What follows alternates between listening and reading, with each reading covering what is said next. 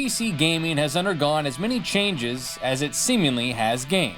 What began as a basic experiment by some curious researchers has birthed a billion-dollar industry, millions of fans, and dedicated competitions.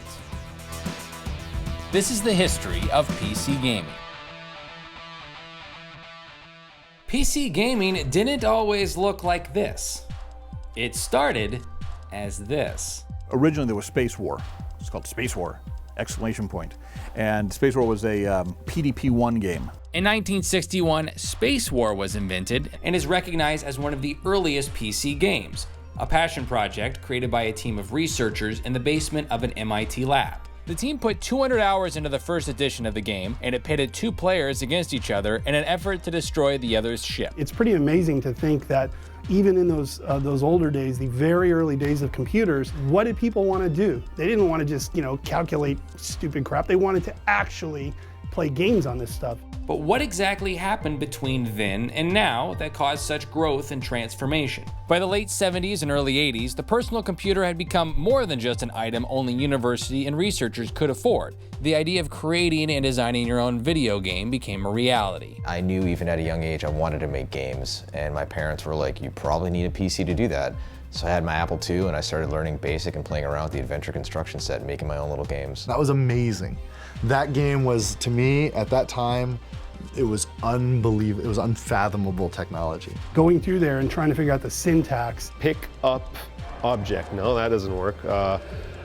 Pick up tool, that doesn't work. Simultaneously, Sinclair launched the ZX80, a low-cost computer that brought PC gaming into people's homes for less than $200. A year later, the Commodore 64 is born. It is recognized as the highest-selling computer model of all time. Later came the Amiga, a computer that exceeded the 64's 8-bit graphics and had several co-processors. Meanwhile, a game company is on the rise, one that would set the tone for over a decade. For me personally, the name Sierra is powerful. So many great games of my early teenage years were Sierra games. I remember watching people play King's Quest in not daycare, but early elementary school on the computers that they had there, right? There's Oregon Trail, and then SimCity, and then King's Quest. And King's Quest was one of the first kind of adventure games that you saw. IBM completely funded the development and marketing of King's Quest to promote the PC Junior. PC Junior from IBM, the computer that's growing by leaps and bounds. The PC Junior flopped, but that didn't stop Sierra's push to PC dominance. The era also saw a rise in the space shooter. Wing Commander, oh my gosh, one of the first space games I ever played, where, fly through space, shoot enemies, action-oriented. Wow, that was college. So I used to have one of those massive NEC 5D monitors on this Gravis PC gamepad. Put on that music. It took me 6 years before I actually had my own computer at that point. Right with my first computer, and I got home and I felt completely victorious that I had accomplished it. The adventure genre was on the rise, led in part by LucasArts. The first PC video game I remember playing is X-Wing and then TIE Fighter. That was phenomenal. That was completely different than every other game that I'd played. LucasArts would push into the 90s with Monkey Island, Indiana Jones, and the Sam & Max series. Throughout the 90s, gaming had largely shifted from an arcade experience to one you share in your own home. The Ultima franchise, responsible for creating the first role-playing games in the 80s, evolved into one of the most unique online experiences of its time. One of the best things about Ultima Online was it was the first true simulation in an online world, and I think even to this day a lot of games haven't really rivaled it yet. You had the MMO with Ultima. It was still something that people wouldn't naturally gravitate towards unless they knew the Ultima series. But when EverQuest came out, it was more accessible because it was using 3D graphics, these were fully illustrated avatars, and it was using hardware acceleration. Now we can do anything. We can actually do anything. We knew we wanted to make an online game with EverQuest, and we wanted to make it very open and have classes and do, kind of a very traditional RPG that people would sort of instantly understand. It really brought the whole MMO space to a much broader audience. Role-playing is supposed to be about playing a character. You're supposed to get into the world and play somebody that's not you. These games are becoming more able to do that instead of just being, number crunching, loot gathering games. The mid-90s saw PC gaming come in with a bang as the 3D shooter was born. Doom just kind of like made multiplayer like the thing. That was like, oh my God, this is it. I was only about 10 when that game came out. As a 10-year-old, that game was pretty terrifying. That was completely different than every other game that I'd played. You actually felt like a dude saving the world from an alien invasion. And, we were just, playing constantly. And then Tim Sweeney came in from Epic, like checking out on us, and he always saw our machines rebooting. It's like, why are your machines rebooting? Yeah, never mind. So, we're constantly playing that stuff, yeah. To me, nothing has quite matched that experience. Unreal, that was the best thing to ever happen to PC gaming, Unreal versus Quake. There was the whole back and forth of kind of between Epic and id going on, where they would just one-up each other each generation, and that keeps pushing the envelope further, and that's exciting. That's why we like working on PC games, because we're all pushing each other.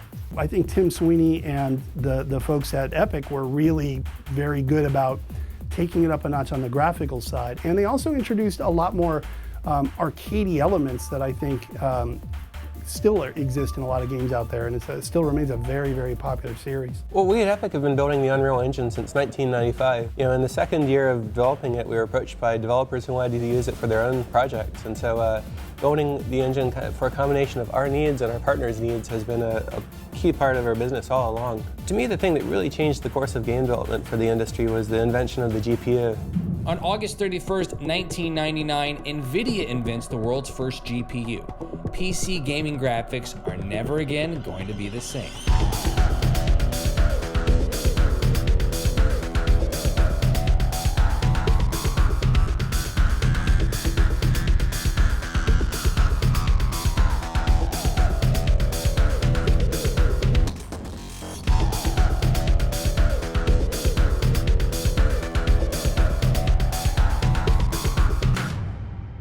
The first time I really encountered NVIDIA was roughly around the Unreal Tournament 2003 era. That was when Epic, my former employer, started partnering with them for the whole "the way it's meant to be played" campaign. The GPU revolution came along and gave us an equivalent amount of silicon, about 100 times more graphics computing performance, and that put us in an entirely different trajectory and made much of what has happened since possible. Unreal Tournament 2003 actually opened with a bumper with the NVIDIA logo, with one of the characters kicking it out. And in hindsight, they were actually defacing the NVIDIA logo, but that's not important right now. Well, I remember my first real 3D gaming experience where I actually bought a video card and I was running in 3D, like really in 3D using OpenGL, was Quake 2. That difference in the graphic fidelity is just amazing back then, just astounding. NVIDIA made its big breakout there, and very quickly they became the dominant force in PC gaming that they remain today. I make software, but I need hardware to make software on. So when I get to work with NVIDIA and see what they're working on and learn about each turn what's coming next. Blizzard launches World of Warcraft in 2005, immersing millions of players in a unique raiding experience. I think a breakthrough moment in PC gaming for me was WoW as well, and that was the beginning of raiding. I played the original Warcraft and Warcraft 2. When you look back now, you can see the roots of the success of Blizzard even in those early days, because the games were that polished. I think the first time we took down Ragnaros, we'd been trying him for something like 3 weeks, and then on that final day, first time we get there, goes super smoothly all the way to the end. That was an incredible feeling. Even the way they approached characters, right? All of the narrative that's happening in that game is happening in your head. It's all about what you're doing and how you almost, one of the characters almost died or almost survived and ended up saving the rest of your crew. By 2008, it has over 10 million subscribers. Perhaps most importantly, it would inspire spin-offs of team-based, role-playing competitive games. Well, I think the MOBA genre in general is a really good example of something that you wouldn't think would resonate with tens of millions of people. When you are able to create a game like that and create a new genre, a MOBA, that's special. That's saying something. When there's all these games already and you're able to create another genre of gaming, that sparks all these other interests. And so I appreciate Dota for that. The thing about Smite as a MOBA is it's an incredibly deep RTS type of experience, but you're behind the character in third person, so there's actually a little bit of action involved with a lot of the kind of deep strategy that speaks to me for that genre. PC gaming is no longer just an activity between one person and a keyboard. It's a sport. It's a league. a global community that prides itself on finding innovative ways to evolve and create new possibilities for technology, to give gamers the tools to immerse themselves in unforgettable worlds. What we're starting to see in PC gaming is sort of the evolution of the ecosystem around the games. So you've got things like, we're doing it, and Valve actually started this, of allowing the users to actually make stuff that goes into our game. The experience is never the same. It's not like the current generation of MMOs. For me, the biggest innovation I've seen in PC gaming, besides graphics, besides any sort of physics-based things, is the rise of digital distribution. Right now, when you look at the console space, people are still trying to sell discs. If there's a game that comes out, I want to hit a button, I want to, go back on Reddit and then find out 30 minutes later I've downloaded it and I can play it with my friends. That's the world we live in 2014 and beyond. I think in the next 10 years, there's going to be something else that makes this experience even more immersive than it is now. The PC is very unpredictable. If somebody asked me a couple of years ago that VR was going to be happening in a big way, I would probably have said, you really think so? You think in 2 years that's going to be happening? But it is. And I believe that's really one of the big vectors that we're going to see PC gaming go into now. I'm really excited about all of the virtual reality and augmented reality stuff because that's a better experience for everything. Not just games, it's better for movies, it's better for newscasts, you get a sense of place, you're there, it's all around you. That kind of stuff is enormously intriguing and very, very powerful. Well, for me, it's got to be the Oculus Rift. The idea that instead of sitting in front of a screen, looking at a 3D world on the other side of a screen, you can actually be inside looking completely around, being completely immersed. Total immersion, that's going to change the world of gaming completely over the next decade. This simulation and immersion that people are looking for, I think a lot of it is because they've played so many of the other games, and this is just the next step of PC gaming. I think it's incredibly exciting to be able to just put on a headset and you're in a different world. And the experience is, it's like nothing else you've experienced before. What keeps me going in the PC industry is the community.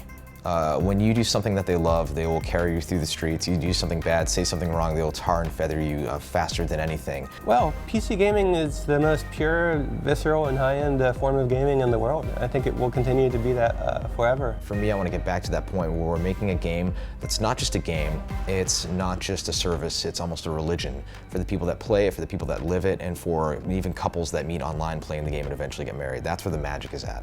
And now here we are in the year 2014. New PC games are running all over the world, and the most powerful PCs to date. People are having adventures in far-off lands and imagined worlds never before possible. We've come so far, haven't we? If I showed a new gamer what video games look like then, they would just laugh. It shows you that there are still other genres of games that we haven't even figured out yet. If someone can just create a new genre just on the fly like that, it's like the possibilities are endless.